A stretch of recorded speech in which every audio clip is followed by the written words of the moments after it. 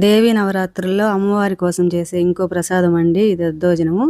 దీన్ని రోజంతా పుల్లగా లేకుండా కమ్మగా ఎలా చేసుకోవాలో చేసి చూపిస్తాను.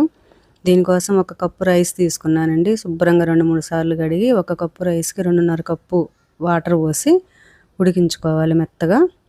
ఉడికించుకున్న తర్వాత నేను ఒక రైస్ కప్పు తీసుకున్నా కదా, ఆ రైస్లో అయితే సగమే చేశానండి దద్దోజనము. అంటే అరకప్పు రైస్కి అనమాట. అరకప్పు రైస్కి పాలు పెరుగు ఎన్ని కావాలో చెప్తాను. ఇప్పుడు ఈ వండిన అన్నంలో సగం తీసుకుంటున్నానండి దద్దోజనానికి. ఇప్పుడు దీన్ని కొంచెము మెత్తగా మెదుపుకోవాలి. ఫస్ట్ మెత్తగా ఉడుకుంటుంది ఆల్రెడీ, అయినా కొంచెం మెదుపుకొని ఒక 3/4 కప్పు పాలు పోసుకోవాలండి, కాగబెట్టి చల్లార్చిన పాలు. ఇంకా బాగా కలిపిన తర్వాత ఈ అన్నాన్ని కొంచెం చల్లారిన తర్వాత మనం పెరుగు కూడా సేమ్ 3/4 కప్పు పెరుగు వేసుకోవాలి. ఫ్రెష్ పెరుగు వేసుకోవాలి, పులవంది వేసుకొని బాగా కలుపుకోవాలండి.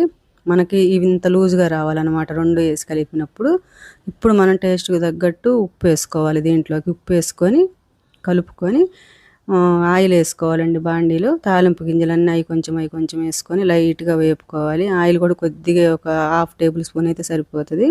సన్నగా తరిగిన అల్లం ముక్కలు, జీడిపప్పు 1 టేబుల్ స్పూను, పచ్చిమిర్చి సన్నగా తరిగినవి, ఎండుమిర్చి 1, కరివేపాకు, మిరియాలు కూడా ఒక 1/2 టీ స్పూన్ మెత్తగా దంచి వేసి లైట్గా ఫ్రై చేసుకొని వేగిన తర్వాత మనం ఈ ముందుగా కలిపి పెట్టుకున్న రైస్లోకి వేసి బాగా కలుపుకోవటమేనండి. ఇది రోజంతా ఉన్నా కూడా పులవదనమాట, బాగా కమ్మగా ఉంటుంది. గుళ్ళో ప్రసాదం దద్దోజనం ఎట్లా పెడతారు అదే టేస్ట్ వస్తుందండి సేమ్. ఒకసారి ట్రై చేసి చూడండి తప్పకుండా, చాలా బాగుంటుంది. థ్యాంక్ యూ ఫర్ వాచింగ్ అండి.